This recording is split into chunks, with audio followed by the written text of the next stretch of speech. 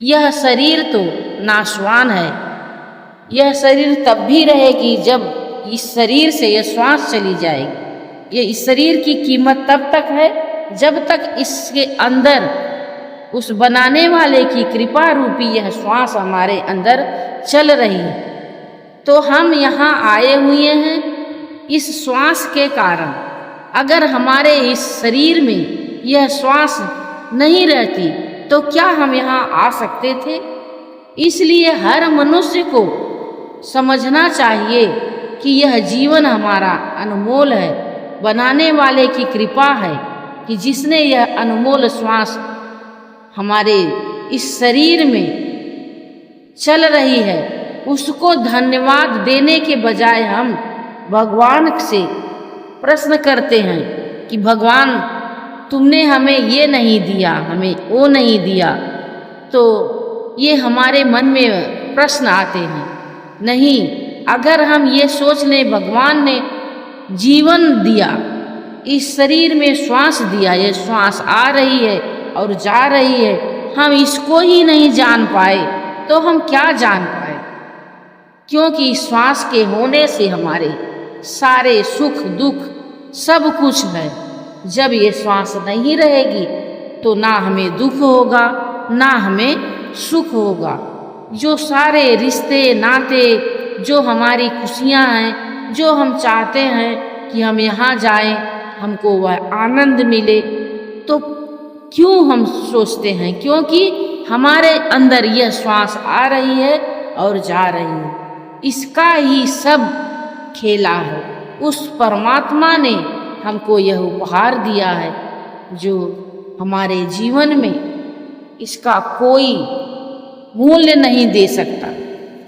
तो उस परमात्मा को हम धन्यवाद दें और उस गुरु को हम दिल से धन्यवाद दें कि जिन्होंने हमें इस श्वास के बारे में हमें समझाया।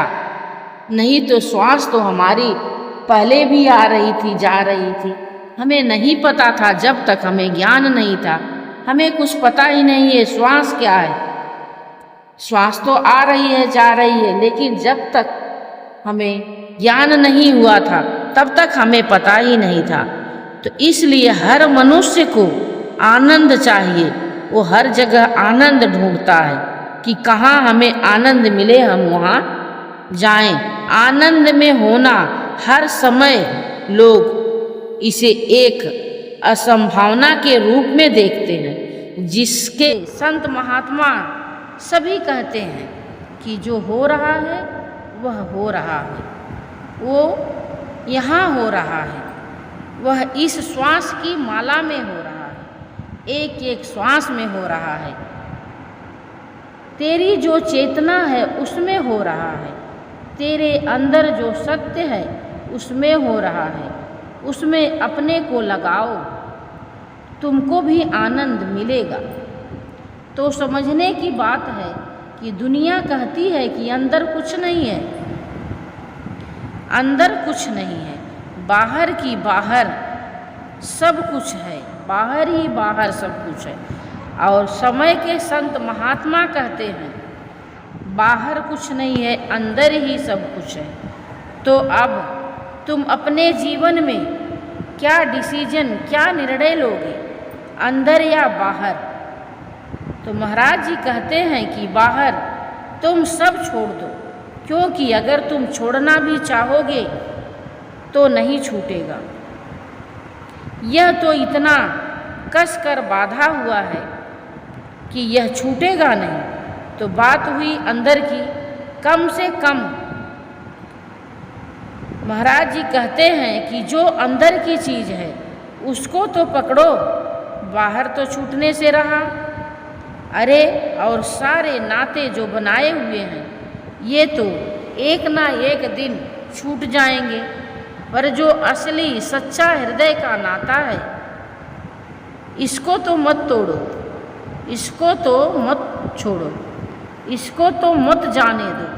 तो यहाँ से शुरू होती है बात ज्ञान की, अज्ञान की नहीं, ज्ञान की बात। ज्ञान की बात वहाँ से शुरू होती है। और तुम्हारा क्या निश्चय है क्या सचमुच तुम सेवा, सत्संग और भजन के लिए तैयार हो या नहीं? क्या सचमुच में तुम्हारे अंदर अनुभव है? क्योंकि सिर्फ अनुभव तक पहुँचने की विधि बताई जाती है।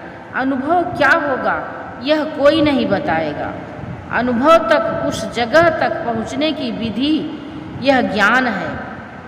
पर क्या अनुभव होगा यह तुम्हारा अपना निजी अनुभव है, क्योंकि वह चीज़ तुम्हारे अंदर है। और जो अनुभव होगा क्या तुम उसको स्वीकार करने के लिए तैयार हो?